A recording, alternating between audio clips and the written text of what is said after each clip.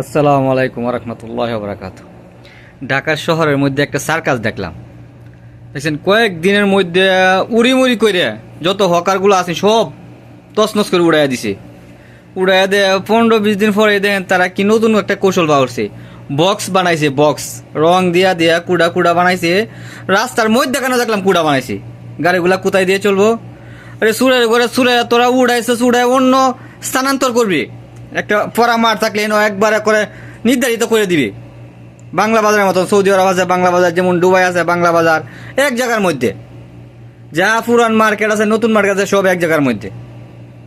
আর এরা কি হচ্ছে, নতুন নতুন চান্দা বাজার কারখানা তৈরি করছে। এই রোডের মধ্যে ওখানে দেখছি বক্স বানায় দিছে।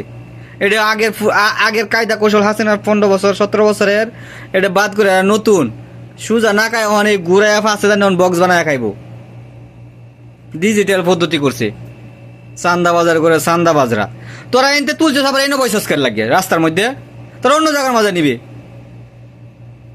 চুরের হুতায় নতুন চান্দা বাজার কৌশল।